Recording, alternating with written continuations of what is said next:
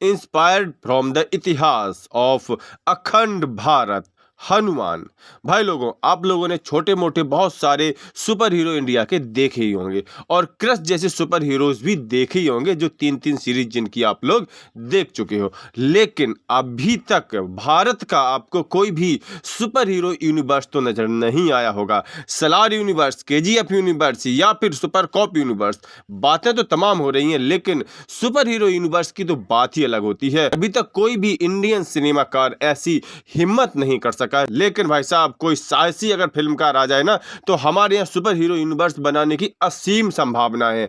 हमारी culture, religion, हमारी mythology में इतना सारा कंटेंट भरा पड़ा है कि अगले 50 तो क्या 100 सालों तक के लिए भी सिनेमा की दुकान लगातार चलती रहे। जी हाँ, और हमारी ये सोच, हमारी ये कल्पना, हमारी ये इच्छा अब पूरी होती हुई दिख रही है, क्योंकि प्रशांत वर्मा लेकर के आए हैं हनुमान, जिसका ट्रेलर जस्ट अभी अभी रिलीज हुआ है। भाई साहब, इसको 2 बार 4 बार 6 बार देख लिया है और फिर भी इसके बीएफएक्स ये कि इतनी खूबसूरती से पिरोए गए हैं कि मन ही नहीं भर रहा है। हाँ, बजट कम है इस फिल्म का, तो ज्यादा उम्मीदें मत लगा के रखना, लेकिन हम भारी भरकम बजट की भी दुर्दशा देख चुके हैं। आदि पुरुष हमने झेल रखी है। भारी भरकम बजट के साथ किस तरह के घटिया इफेक्ट्स और विजुअल्स इस्तेमाल किए जा सकते हैं, हम ऑलरेडी भुगत चुके हैं। तो यहाँ पर अगर 60-70 करोड़ के बजट में इतना शानदार विजुअल्स, इतने शानदार बीएफएक्स और इतना शानदार बीजीएम आपको दिया जा रहा है, तो और क्या चाहिए। सस्ता, टिकाऊ और सुंदर एक बेहतरीन मूवी है।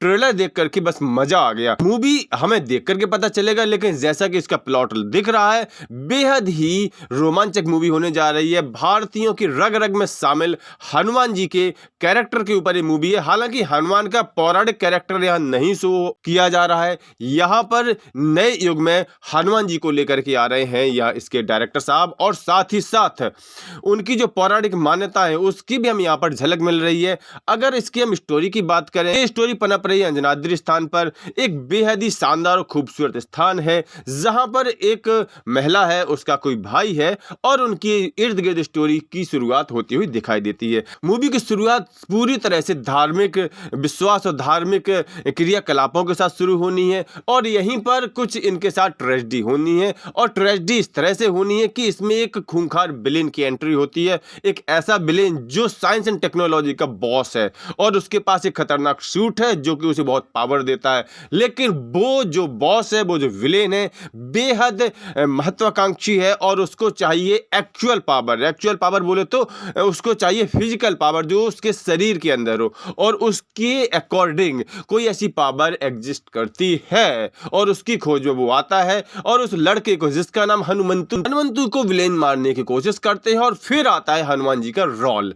भाई साहब, हनुमंतु के द्वारा ही हनुमान जी का रोल यहाँ पर प्ले किया जा रहा है, यानी हनुमंतु को मिलती है सुपर पावर हमारे हनुमान जी के द्वारा, और फिर विलेन का जो कुछ होना है वो तो हम कल्पना कर ही सकते हैं। लेकिन यहाँ पर जिस तरह की कुछ चीजें यहाँ पर डाली गई हैं कि पेड़ की जड़ से उड़ते हुए हेलीकॉप्टर को कंट्रोल कर लेना, या फिर हनुमान जी का जो हमें दर्शन कराए गए हैं एक अज्ञात स्थान पर जो बर्फीला है, बर्फ जमी हुई है, बहुत पुरानी बर्फ लग रही है, एकदम से आइस है, उसके अंदर हनुमान जी राम राम जप रहे हैं, और फिर अचानक से वो बर्फ टूटती है। हनुमान जी का हालांकि यहाँ पूरा लुक नहीं दिखाया गया है, लेकिन जहां तक दिखाई गई उनकी आंखें, और उनसे स्पष्ट है कि ये सिर्फ एक विजुअल है। भाई साहब, यहाँ पर अगर हनुमान जी का प्ले कोई व्यक्ति रोल कर रहा होता, बेहद ही बेहतरीन बन जाता, लेकिन यहाँ पर जो है वो है, उसी पर बात कर सकते हैं। और बात करें इसके हनुमंतु की, तो कई लोगों को शक हो रहा था कि हनुमान जी के रोल में हनुमंतु तो फिट हो ही नहीं रहे।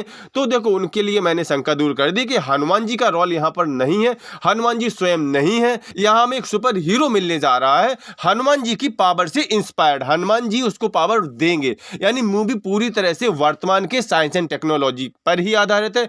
आज के युग की स्टोरी है। यहाँ पर आज के युग जैसा ही कोई खतरनाक विलेन है, उसको मारने के लिए, उसको खत्म करने के लिए हनुमान जी अपनी पावर को किसी दूसरे को ट्रांसफर करेंगे, बोले तो आशीर्वाद देंगे। मूवी का ट्रेलर बहुत लंबा है, और बहुत लंबे ट्रेलर को देखते समय आपको उसकी लंबाई का बिल्कुल भी आभास नहीं होगा। आप उसे फुल एंजॉय करेंगे, एक बार नहीं कई बार देखने पर भी, क्योंकि इसके जो वीएफएक्स है, विजुअल्स हैं, इसका जो साउंड इफेक्ट है, इतना शानदार है कि बस आप उसे देखते रहिए। ये मूवी और इसका ट्रेलर हमें अब भारतीयों की सिनेमा की क्षमताओं का एहसास करा रहा है कि कम बजट में भी कितना बेहतरीन विजुअल्स डाले जा सकते। अगर हम बात करें माइथोलॉजिकल सुपर हीरो के यूनिवर्स की, तो यहाँ पर उसकी पूरी संभावनाओं को छोड़ा गया है। जी हाँ, यहाँ पर देवी दुर्गा के एक रूप को भी दिखाया गया है, जैसे हनुमंतु को दिखाया गया है, ऐसे ही किसी और के द्वारा देवी दुर्गा के रूप को भी दिखाया गया है। वाकायदा उसकी फाइटिंग भी हमें दिखाई गई है। तो यहाँ पर वास्तव में अगर डायरेक्टर के दिमाग में कुछ ऐसा चल रहा है तो भाई साहब ये अमेजिंग आइडिया होगा। ये यूनिवर्स इतने ज्यादा विशाल होने वाले हैं कि आप इनकी कल्पना कर सकते हैं। वैसे भी प्रशांत वर्मा साहब अपनी पिछली वाली धीरे मूवी के ट्रेलर में वो हमें इसकी झलक दे चुके हैं कि एक्चुअली वो किसी यूनिवर्स पर ही काम कर रहे हैं। ये मूवी बिल्कुल वैसी होने वाली है, लो बजट वाली मूवी जैसे हमने कार्तिकीय में देखी है, जैसे कि वहां पर श्री कृष्ण जी के पावर के द्वारा मूवी को बनाया गया है, वैसे ही यहाँ पर हनुमंतु में हनुमान जी की शक्ति का इस्तेमाल किया गया है। कुल मिलाकर के ये बेहतरीन आइडिया है और हमारी जो कल्चरल, हमारी जो माइथोलॉजी में जो तमाम स्टोरीज, तमाम यहाँ पर की जो सुपर हीरोज, सुपर पावर्स फैली हुई हैं, उनको अब जाकर के एक सही प्लॉट मिल रहा है, एक सही प्लेटफॉर्म मिल रहा है और ये होना भी चाहिए। अगर आप लोगों ने ट्रेलर नहीं देखा तो देखिए और आकर के बताइए कि ट्रेलर आपको कैसा लगा। देख लिया है तो अभी बता दीजिए आपको ये एनालिसिस और ट्रेलर कैसा लगा। मिलते हैं फिर किसी वीडियो में, आज के लिए इतना ही, तब तक के लिए बाय बाय।